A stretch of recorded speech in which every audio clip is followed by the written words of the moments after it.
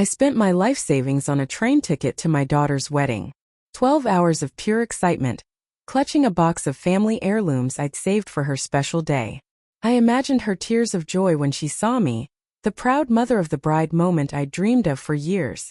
Instead, they locked me in a storage closet. Not a back row seat. Not a side table. A literal closet with folding chairs and kitchen supplies, while strangers celebrated my daughter's wedding in the room next door. But here's what Emily didn't know. I had my phone, and I was about to show the world what really happened behind her perfect wedding. What I posted next destroyed her marriage, ruined her reputation, and changed both our lives forever. Some of you will think I went too far. Others will say I should have done it sooner.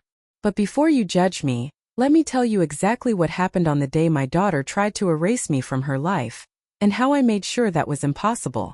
This is my story, and it's about to become yours too. I had never imagined that a simple train ride could feel so long, so isolating. My name is Margaret Caldwell, and at 62 years old, I had spent much of my life working quietly behind the scenes, a librarian in a small town, a wife, and a mother who did her best to provide and protect. When my daughter Emily called me 6 months ago to announce she was getting married, my heart swelled with pride and excitement. The thought of seeing her on her wedding day, dressed in white and radiant, was something I looked forward to more than anything. But I should have known that fairy tales rarely come true for women like me. So when the date was set and the wedding invitations arrived, I knew I had to be there, no matter the cost or inconvenience. The ceremony was to take place in a city more than 800 miles away, and for me that meant a 12-hour journey on a train, the longest trip I had taken in years. I didn't hesitate. I booked my ticket immediately, careful to save enough from my modest savings to cover the fare and a gift for Emily. I told myself it was a small price to pay for a moment that would last a lifetime. How wrong I was. The morning of the trip, I left my small house just before dawn. The town was quiet, the streets still wrapped in early morning mist. I carried a worn leather bag, packed with a carefully pressed dress, a pearl necklace Emily had once admired, and the gift wrapped in delicate paper. At the station, the hum of the crowd was unfamiliar, a stark contrast to the usual calm of my hometown. The train was already waiting, its long silver body gleaming under the rising sun. I found my car and approached the conductor with my ticket, heart fluttering with anticipation. But that anticipation turned to confusion when the conductor informed me that my assigned seat was not in the main passenger compartment, but in a small, isolated area reserved for overflow or latecomers. "You'll be just outside the main cabin," he said with a polite shrug, "near the service area." I blinked, unsure if I had heard correctly. "But I'm on the list for the wedding party," I tried to explain, hoping there was some mistake. The conductor only shook his head, apologizing gently but firmly. There was no other seat available. Looking back, this was the first warning sign. The first hint that I was already being erased from Emily's story. I settled into my assigned spot, a narrow bench tucked just beyond the last row of seats, separated by a sliding door. From there I could see the aisle and hear faint murmurs from the main cabin, but I was not part of it. My heart sank. The journey that should have been filled with excitement now felt like a slow, painful separation. The hours ahead stretched endlessly before me, a reminder that I was somehow outside, apart, and unseen. The train began to move with a low rumble, the familiar rhythm of the wheels on the tracks echoing through the car. As the landscape slipped by, I watched fields and towns blur into one another, the world rushing past while I remained trapped in this quiet little corner. I thought about Emily, her laughter, the way she used to run to me as a child, her bright eyes filled with dreams. How had it come to this? How could the daughter I loved so dearly not have a place for me in her special day? But this was just the beginning of my nightmare. I tried to push the bitterness away, reminding myself that this was just a seat, just a moment in time. But the truth gnawed at me. This was a sign, a quiet message that I was no longer central to her life. I was just a passenger, a distant figure on the sidelines of her happiness. I pulled my cardigan tighter around me and looked out the window, the countryside rolling past like a silent witness to my solitude. As the hours dragged on, I thought back to the sacrifices I had made to be here. The extra hours at the library, the careful budgeting, the nights spent mending clothes instead of buying new ones so I could afford the ticket and a nice gift. I had imagined Emily's face lighting up when she saw me, the warmth of her embrace, the place I would hold among the guests as her mother. Instead, I sat alone, the muffled sounds of celebration just a door away. Little did I know, this isolation was carefully orchestrated. Occasionally, a conductor or a passenger would glance my way, offering a polite nod or a brief smile, but no one stopped to sit or talk. I understood why. I was invisible, tucked away where I was least in the way. The train's hum became a kind of lullaby, lulling me into a restless sleep interrupted by dreams of a wedding I might never truly be part of. I thought about Emily's life so far. Her college graduation, her first job, the small apartment she shared with her fiancé. She had grown into a beautiful woman, independent and strong, and I had tried hard not to hold her back, to give her space to find her own path. But as a mother, I had hoped that love and respect would keep me close, that my presence would still matter in her biggest moments. Now, sitting there on that narrow bench, I felt the weight of years and memories pressing down on me. The joy I had anticipated was tempered by a quiet ache, a sense that I was being gently pushed aside. The train sped forward, mile after mile, carrying me closer to the day I had dreamed of, but also deeper into a place I had never expected to find myself. The edge of my own family's story. I looked down at my hands, soft but weathered from years of caring for others, and thought about the woman I had been, gentle, dependable, invisible. Maybe that was the role I was meant to play, a background figure in the lives of those I loved. But the thought did little to soothe the sting in my chest. The sky outside darkened as evening approached, and the train slowed as it neared the city where Emily's wedding would take place. I straightened my cardigan, adjusted my necklace, and tried to shake off the heaviness. Tomorrow I would see her. And no matter where I was seated, no matter how they chose to treat me, I would be there. Because that was what a mother did. Or so I believed. And so, with a deep breath, I looked ahead to the long hours still to come, clinging to the hope that the day would bring more than just distance, that it would bring a chance to bridge the gap between us, no matter how wide it seemed now. The train's steady clatter became a kind of heartbeat, marking the passage of time as I sat in my small, overlooked corner, watching the world unfold beyond the window. Outside, the countryside stretched out in endless ribbons of green and gold, fields of crops swaying gently in the breeze, small clusters of trees standing like sentinels along the horizon. I traced the landscapes with my eyes, trying to find comfort in their quiet beauty, even as my thoughts churned with a mix of hope, doubt, and unspoken longing. Each mile brought me closer to a revelation I wasn't prepared for. As we passed through towns and cities, I caught glimpses of lives in motion. Children playing in dusty streets, couples strolling hand in hand, shopkeepers arranging their wares. It was a world so full of life and promise.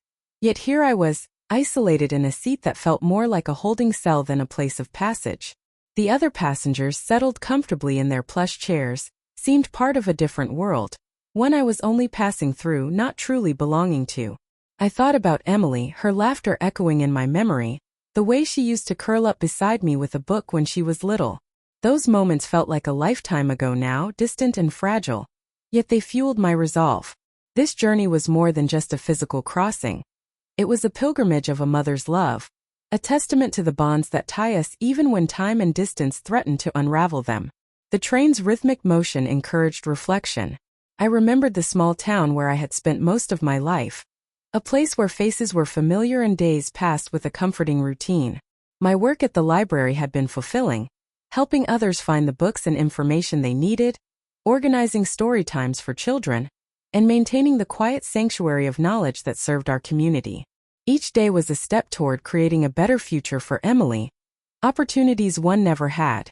I had watched her grow, from a curious child who loved fairy tales to a young woman chasing dreams far beyond the borders of our little town.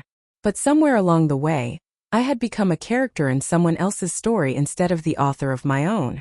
The decision to make this trip was not easy. I had saved diligently for months, skipping small pleasures, taking on extra weekend shifts, and setting aside every extra dollar. I imagined the moment I would walk into the wedding hall, gift in hand, and see the surprise and joy in Emily's eyes. I had rehearsed the words I would say, the pride I would feel. But now, seated alone and apart, the image felt fragile, like a dream slipping through my fingers. My thoughts wandered to the gift I had chosen. A delicate, handcrafted jewelry box, lined with velvet and filled with pieces of family jewelry that had been passed down through generations. I had hoped it would remind Emily of her heritage, of the love that had shaped her. It was more than a present. It was a piece of my heart, wrapped carefully and carried with me across the miles.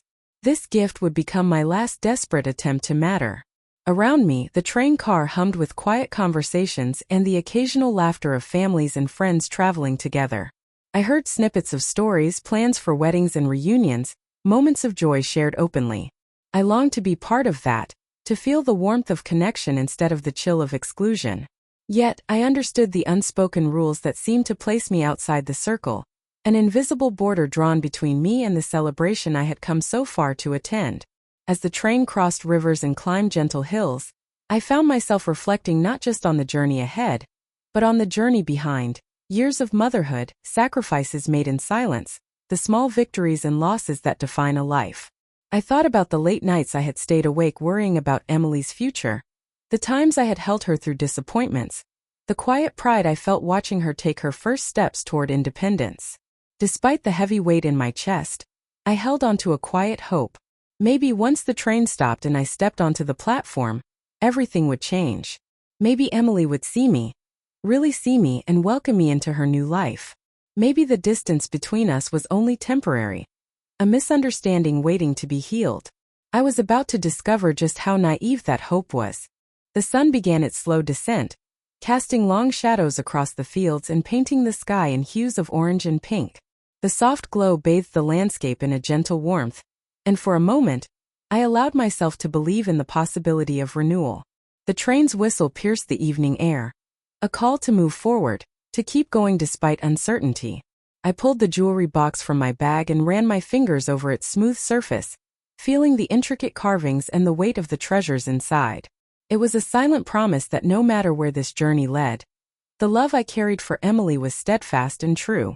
I whispered a quiet prayer for strength and grace, for the courage to face whatever awaited me at the end of this long ride. Around me, the train continued its steady pace, carrying me closer to the city where my daughter's wedding would take place. I closed my eyes for a moment, imagining the scene, the bustling venue, the gathered guests, Emily glowing with happiness. I pictured her walking down the aisle, and despite the ache that had settled deep within me, I smiled softly, holding on to the vision as a beacon in the growing dusk.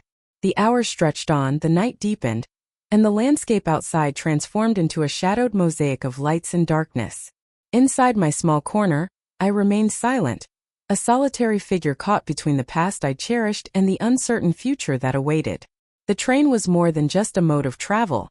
It was a moving sanctuary where memories and hopes intertwined, where a mother's heart beat steadily in the quiet spaces between stations. As the journey unfolded, I found solace in the simple act of watching the world pass by. The trees, the fields, the distant twinkling of towns at night. Each mile was a step toward reunion, a step toward healing, even if the path was not clear. I held on to that thought, the fragile thread of hope that carried me through the long hours, reminding me that sometimes, the hardest journeys lead to the most meaningful destinations. I had never been one to boast about what I did or how hard I worked. My life was simple, grounded in routine and responsibility, and I took pride in the quiet sacrifices that came with being a mother and provider.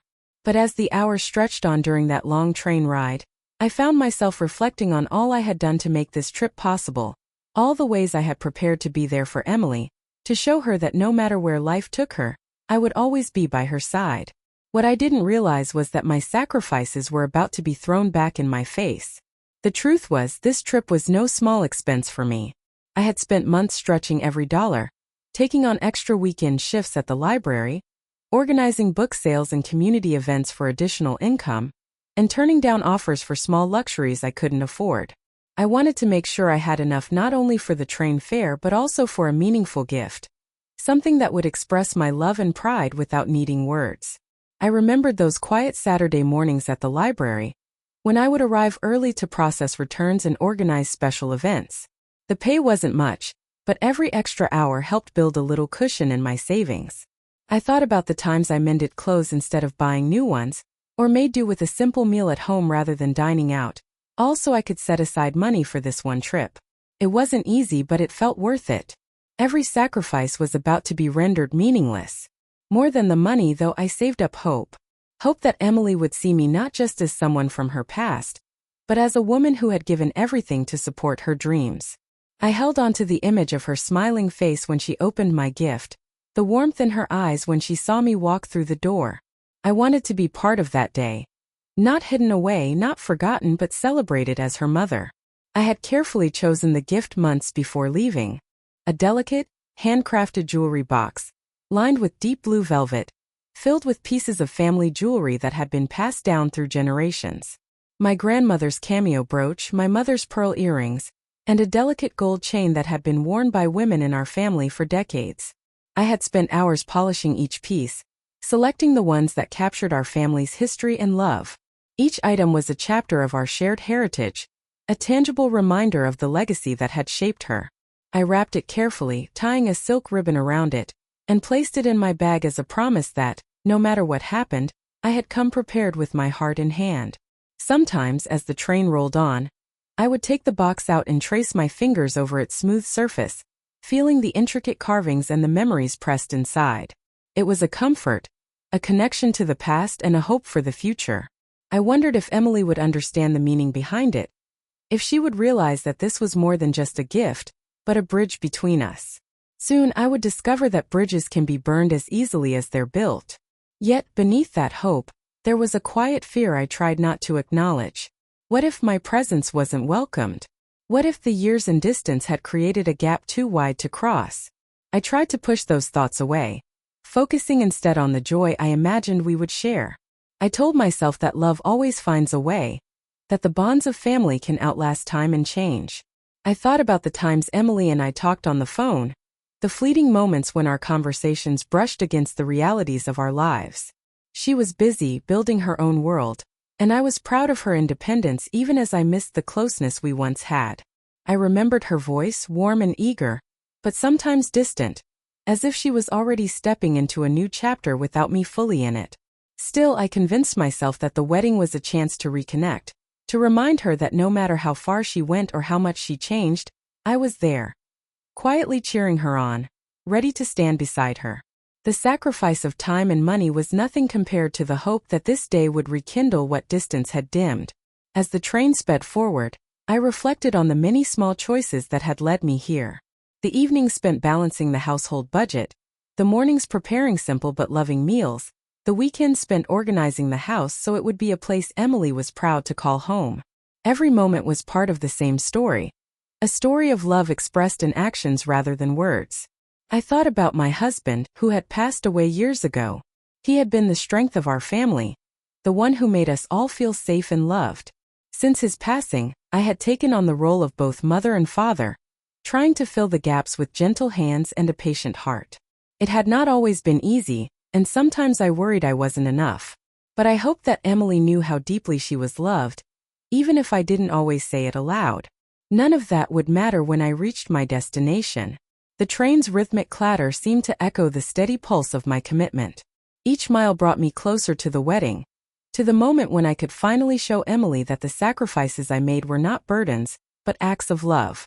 I held on to the belief that when she saw me, she would understand the depth of my devotion, that the money saved, the hours worked, and the long journey taken were all tokens of a mother's unyielding hope. The seat where I sat may have been small and isolated, but in my mind I was building a place beside her, a space where we could share this new chapter together. I imagined how I would greet her, the words I would say, and the pride that would shine in my eyes. I wanted her to know that all those months of saving and sacrifice were for her, for the chance to witness her happiness and to remind her that I was there always. I looked around the train car, at the other passengers settled comfortably, their own journeys unfolding around me. I was a quiet figure in the corner, but my heart was full of purpose. This trip was more than a physical journey. It was a testament to the lengths a parent will go for their child. No matter what awaited me at the end, I had done my part. I had saved, worked, and hoped, all for the day I would stand beside Emily and celebrate the love that had grown between us. And so, with the jewelry box safely tucked in my bag and the memory of my sacrifices close to my heart, I continued on, ready for whatever the wedding day would bring. I thought I was ready. I was so very wrong. The train finally pulled into the bustling city station just as dawn broke, painting the sky with pale shades of pink and gold. I gathered my belongings slowly, my hands trembling with a mix of exhaustion and anticipation. After 12 long hours, the moment I had been waiting for, the chance to see Emily on her wedding day, was finally within reach. I stepped onto the platform, the cool morning air filling my lungs, and for a brief moment, the weight of the journey lifted. The city was alive with movement and noise, a stark contrast to the quiet streets of my hometown. Taxis honked, people hurried past, and the scent of fresh coffee and baked pastries drifted from nearby cafes. I clutched my bag tightly, the jewelry box nestled safely inside, and made my way toward the wedding venue, a grand event hall nestled in the heart of the city. I was walking straight into an ambush. As I approached, the building's ornate facade gleamed in the morning light. Flowers bloomed along the entrance, and elegantly dressed guests arrived in clusters, their laughter and conversation filling the air. My heart quickened. This was the place where Emily would take a new step in her life, and I was here, ready to witness it. I found the entrance and hesitated for a moment, smoothing my dress and trying to steady my nerves. The doors swung open and I stepped inside, immediately enveloped by the soft murmur of voices and the faint music playing in the background. A woman approached me, a wedding coordinator, impeccably dressed and clipboard in hand. "Welcome," she said with a polite smile. "Are you here for the ceremony?" "Yes," I replied, my voice steady despite the knot in my stomach. "I'm Margaret Caldwell, Emily's mother." She nodded, tapping something on her clipboard. "Ah yes, we've been expecting you. Please follow me." Those words should have been a warning.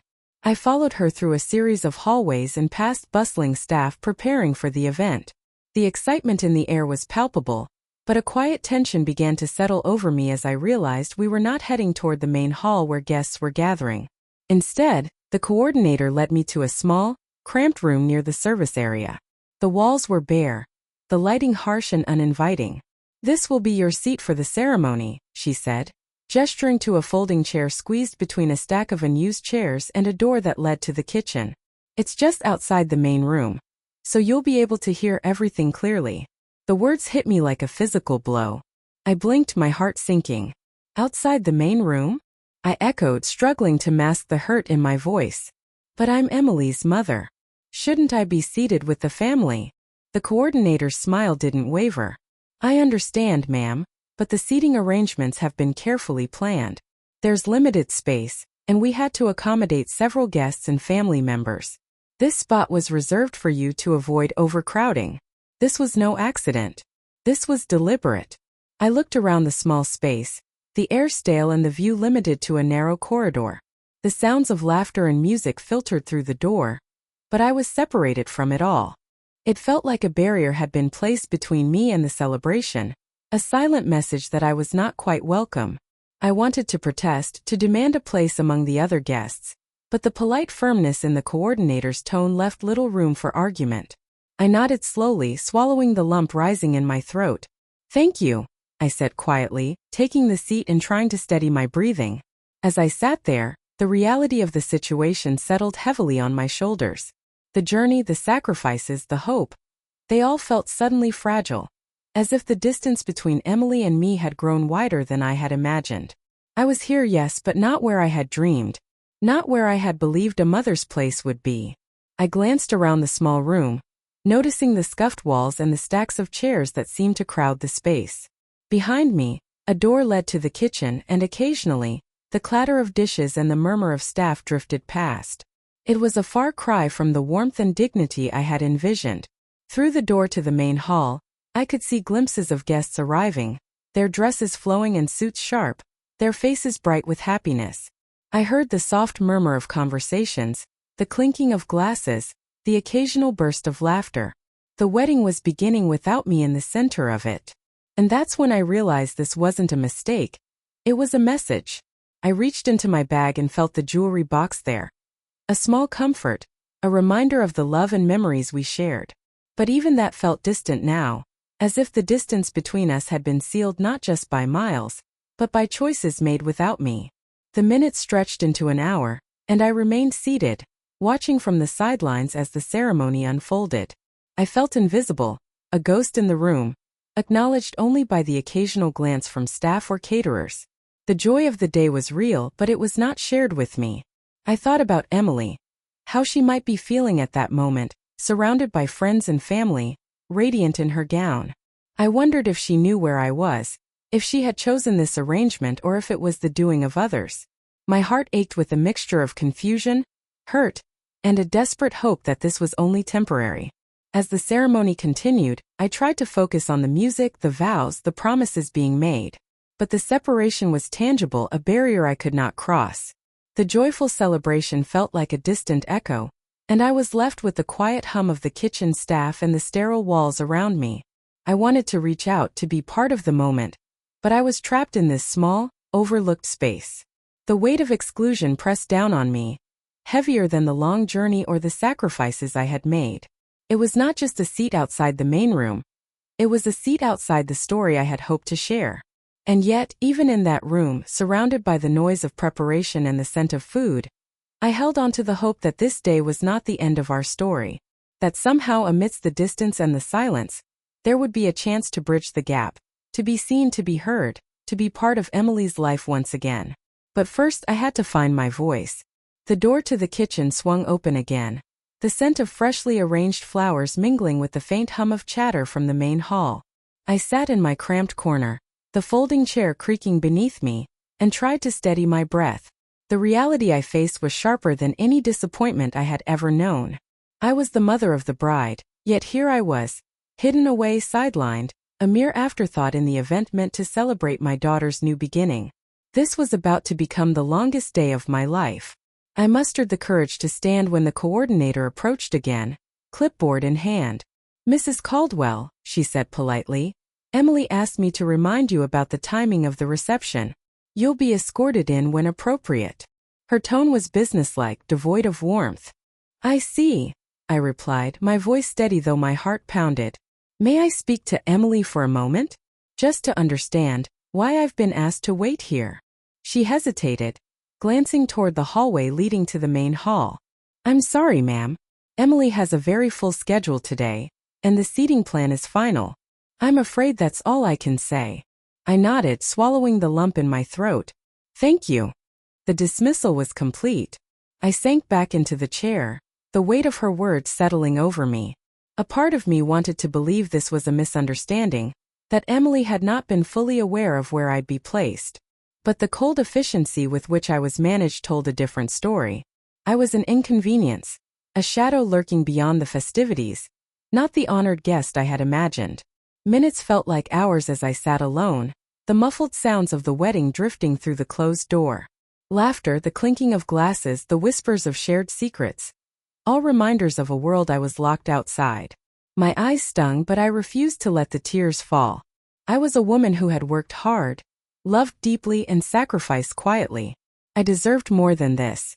When the door opened once more, a young woman carrying a tray of refreshments paused at the threshold. She offered me a gentle smile, placing a cup of tea beside me.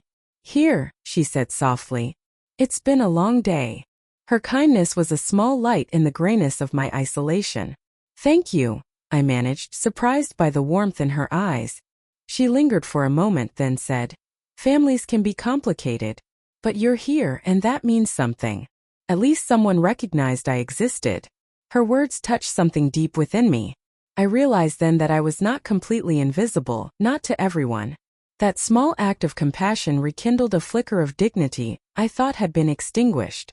I thought about confronting Emily directly, but the thought filled me with apprehension. What would I say? How could I explain the ache of being sidelined on the most important day of her life? Would she even listen? Instead, I resolved to gather my strength, to endure this humiliation without bitterness. I reminded myself of the sacrifices I had made, the long hours, the savings, the journey, all for her. I was not a guest to be hidden away. I was her mother, and my love was unwavering. I pulled the jewelry box from my bag and opened it slowly. Inside, the family treasures caught the harsh light.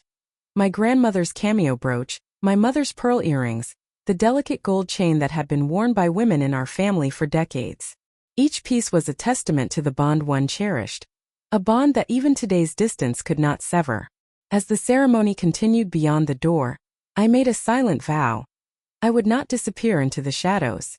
I would find a way to be seen, to reclaim my place in Emily's life, and to honor the sacrifices I had made, not just for this day, but for all the years we had shared. The sounds of celebration swirled around me, but inside, I was gathering the strength to face whatever came next. Because love, I realized, was not always about being in the spotlight. Sometimes it was about standing firm in the quiet, holding on to hope, and refusing to be forgotten. And sometimes it was about fighting back. The sterile room where I had been confined felt colder somehow that afternoon, the shadows stretching longer as the sun dipped lower outside. For hours I sat alone, the muffled sounds of celebration drifting faintly through the door, a cruel reminder of the joy from which I was excluded. My heart ached with a loneliness that no distance or time had prepared me for. Then, as if sensing my despair, a young woman appeared at the doorway. She was one of the catering staff, her apron slightly dusted with flour, a warm smile lighting her face despite the busy day. She carried a tray with a delicate teacup and a small plate of petit fours and approached quietly. "Here," she said softly, setting the tray down beside me. "You must be exhausted." Her eyes held a kindness that felt almost foreign in this place. I looked up, surprised by the gesture. "Thank you," I managed, my voice rough with disuse. She settled on a folding chair nearby, a small act of rebellion against the bustling atmosphere that demanded efficiency and distance. "I'm Sarah," she said. "I've seen you sitting here all day. It doesn't seem right." Finally, someone who saw the injustice. I smiled faintly, the warmth of her presence easing some of the sting I'd carried since arriving. "I'm Margaret, Emily's mother." Sarah nodded knowingly. Families can be complicated. Sometimes the people who should be closest are the hardest to reach. We sat in silence for a few moments, the sounds from the wedding fading into the background as a quiet companionship blossomed. For the first time that day, I felt seen, not as an inconvenience or a forgotten guest, but as a human being deserving of dignity. She poured me a cup of tea, the steam curling upward like a small comfort in the dim room. "I know it's not much, but it's something," she said gently. "Sometimes a little kindness is all we have to hold on to." Her words stirred something inside me, a flicker of hope amid the bitterness. I realized that even in my humiliation, I was not alone. There were still people who recognized my worth, who offered compassion without judgment. We talked quietly, sharing small stories between sips of tea. She spoke of her own family, the struggles and joys that marked her life, and I found myself opening up in ways I hadn't expected. The weight on my chest lightened, replaced by a growing resolve. This stranger's kindness would become the catalyst for everything that followed. Sarah's kindness was a balm, a reminder that dignity isn't handed down by grand gestures or social standing. It's found in moments of genuine human connection. Her presence gave me strength, a renewed sense of self-worth to carry me through the rest of the day.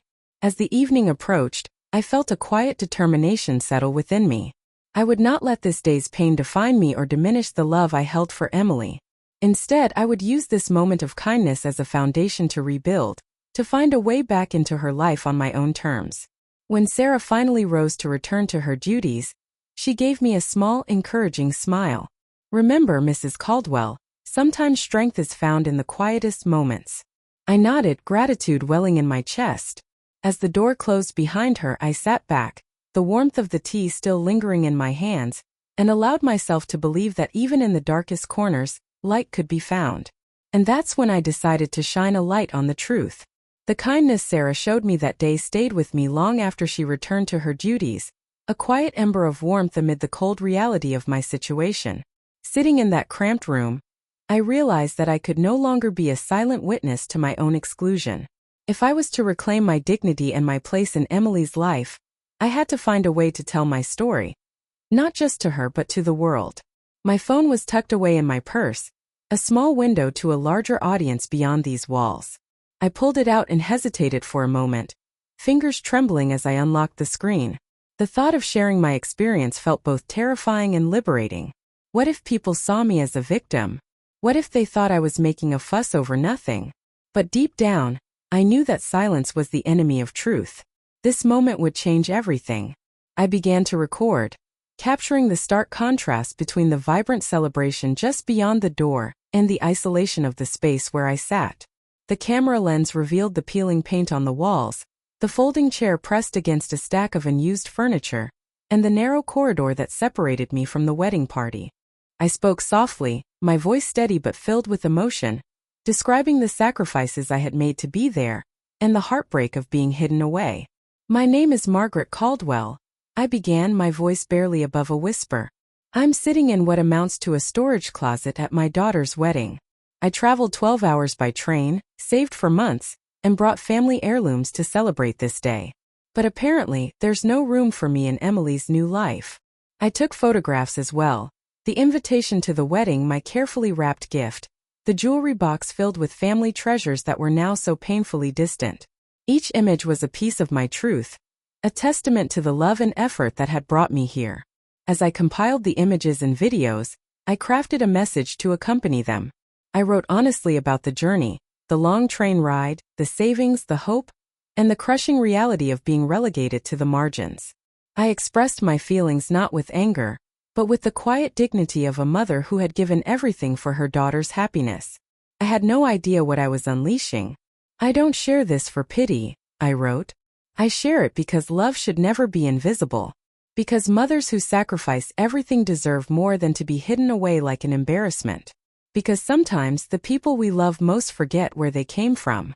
When I finally posted the story on social media, I felt a mixture of vulnerability and relief. The response was immediate. Messages poured in from strangers who had faced similar pain, from friends who offered words of support, and even from people who questioned why a mother would be treated so coldly on such an important day.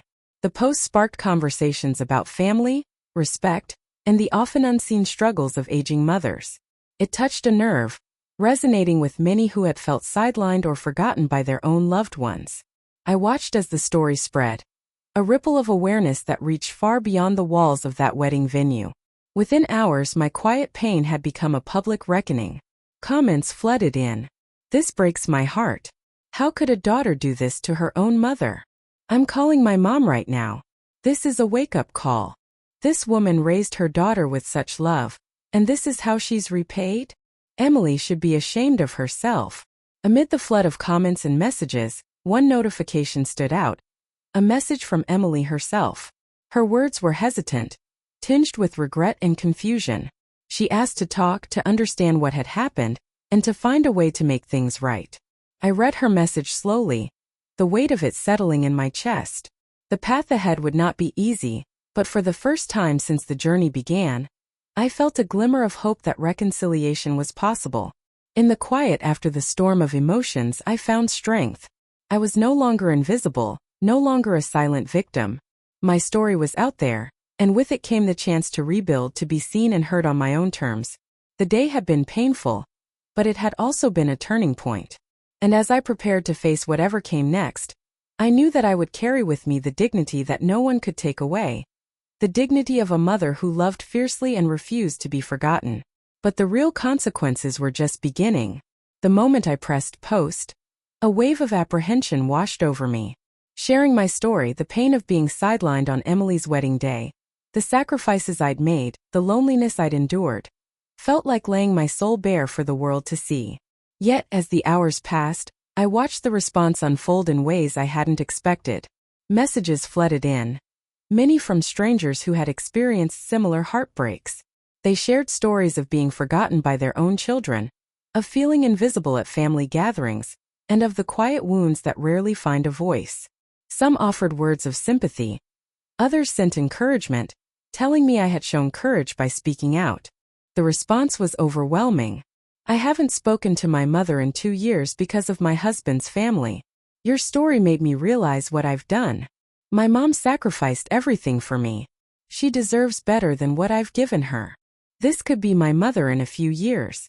I need to change things now." Friends I hadn't spoken to in years reached out with surprise and concern. They expressed disbelief that Emily and her family would treat me this way, and many vowed to support me however they could. The story ignited a larger conversation online about respect for aging mothers, the sometimes painful realities of familial relationships, and the importance of honoring those who have given so much. The post quickly gained traction, shared across social media platforms, discussed in forums, and even picked up by local news outlets. I found myself at the center of a dialogue I hadn't anticipated, one that cast a harsh light on Emily's carefully curated image of a perfect wedding and a flawless family. Emily's fairy tale narrative was crumbling in real time. Within days, the story reached people who knew Emily and her fiancé. Whispers circulated among their social circles, gossip mingling with judgment. Suddenly, the image of a joyful, united family was replaced by questions and doubts. Friends and acquaintances began to view Emily through a different lens, one tinged with disappointment and criticism for her apparent disregard of her mother. The wedding photos that had once garnered hundreds of likes and congratulations now drew uncomfortable questions. Where's your mother in these photos? I saw the story about how you treated her. Is this true? Beautiful wedding, but what about your mom? News of the fallout trickled back to me in fragments, texts from concerned relatives, hesitant conversations with old friends, even a few awkward encounters in public spaces. It was clear that the ripple I had sent out was causing waves in Emily's world. I didn't post more after that initial message. Instead, I watched quietly, allowing the truth to speak for itself. The responses were a balm to my wounded pride, a reminder that my pain resonated with others and that I was not alone. But the consequences were not limited to social circles and online chatter. I heard through the grapevine that Emily's marriage was beginning to strain under the weight of the public scrutiny. Friends close to the couple whispered about arguments and fractures, about the stress of maintaining appearances in the face of this unexpected exposure. The perfect marriage was already showing cracks. Emily's new husband, David, reportedly struggled with the negative attention. He had married into what he thought was a loving, stable family, only to discover that his wife had publicly humiliated her own mother. Questions arose about Emily's character, her capacity for loyalty, and what their future held if she could treat her own mother so callously. If she can do this to the woman who raised her, people whispered, what might she do to him? I felt no joy in their troubles, only a deep sadness. I had never intended for any of this to happen, never wanted to be the cause of conflict. All I had desired was to be acknowledged, to be part of the day that marked a new chapter in my daughter's life. Yet as the days passed, I understood that sometimes, the truth unsettles more than it comforts. It forces people to confront uncomfortable realities, to question decisions made in haste or pride. And in that reckoning there is both pain and possibility. The reckoning was far from over. Amid the noise, I received a message from Emily's grandmother, someone I hadn't spoken to in years. Her words were gentle but firm, urging me to hold on to hope and to be patient. She expressed regret over the situation and a wish that family ties could be mended. Margaret, she wrote, I had no idea this was happening. Emily's father and I are horrified. We're trying to talk sense into her, but she's stubborn. Please don't give up on her. Family is all we have. Her message was a reminder that, despite the turmoil, there were still bridges to be rebuilt. The path ahead would be difficult, but it was not closed. In the quiet moments of reflection, I found solace in the support of strangers and the unexpected kindness of those who reached out. Their stories intertwined with mine, creating a tapestry of shared experience that gave me strength. I realized that by sharing my story, I had not only reclaimed my own voice but had also given courage to others who felt silenced. The conversation sparked by my post was a beacon for those who had suffered in silence, a call to recognize the dignity and worth of every mother, regardless of circumstance. As I prepared for what might come next, I held on to the belief that truth has power, not just to reveal pain, but to inspire change. And though the road ahead was uncertain, I was no longer alone in walking it. But Emily's world was about to get much smaller. The backlash was swift and unrelenting. Emily's carefully constructed world, once filled with admiration and celebration, began to unravel as whispers turned into confrontations and friends took sides. I watched from a distance as the social circles that once embraced her now questioned her choices, and her reputation as the gracious bride cracked under the weight of the truth. The fairy tale was officially over. Messages from mutual friends trickled in, some expressing shock and disappointment at how she had treated me, others urging her to make amends before the damage became irreparable. The wedding photos that once adorned social media feeds were now accompanied by silent judgment, and the glow of the festivities was dimmed by a sense of collective unease. "I can't believe Emily would do this to you," wrote her college roommate. "I always thought she was such a sweet girl.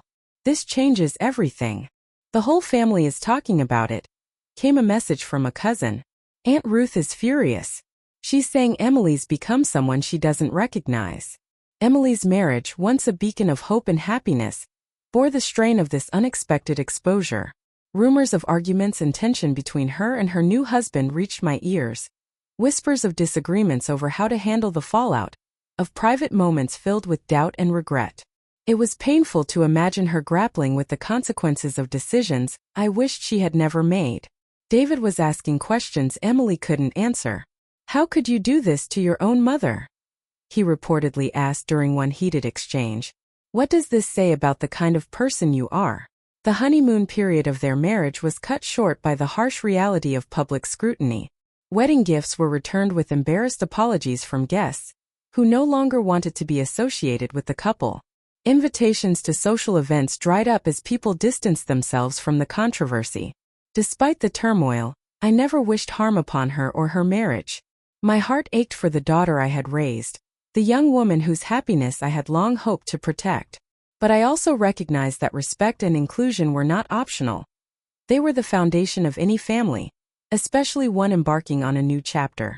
The strain forced Emily to confront a reality she had perhaps avoided: that love without acknowledgement is fragile, and that excluding those who have sacrificed for us breeds wounds that run deep.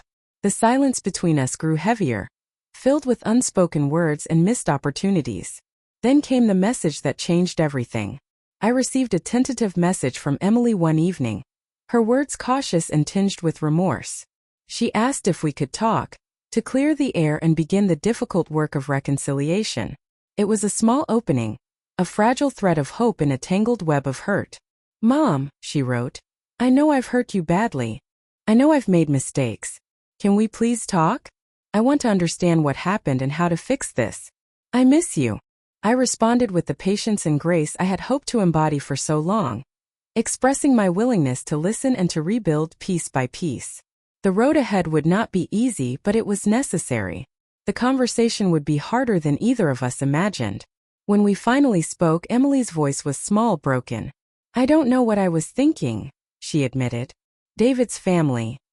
They had opinions about having too many people, about keeping things intimate. I let them influence me. I was so caught up in having the perfect wedding that I forgot about having the perfect family. "But I'm your mother," I said quietly. "I should have been there beside you, not hidden away like a secret." "I know," she whispered. "I know, and I'm so sorry. I've ruined everything. My marriage is falling apart, my friends won't talk to me, and I lost the most important person in my life. I don't know how to fix this." It was a start, a painful, necessary start. Family gatherings became tentative at best, with conversations carefully navigated around the unspoken tensions. Yet beneath the surface, a slow healing began. A recognition that neither pride nor silence could mend what had been broken, but that humility and dialogue might. The work of rebuilding trust had begun. In moments of quiet reflection, I thought about the years that had led us here. The sacrifices made in silence, the hopes for a future where love and respect were inseparable. I held on to the belief that healing was possible, that the bonds of family, though tested, could be reforged through honesty and empathy.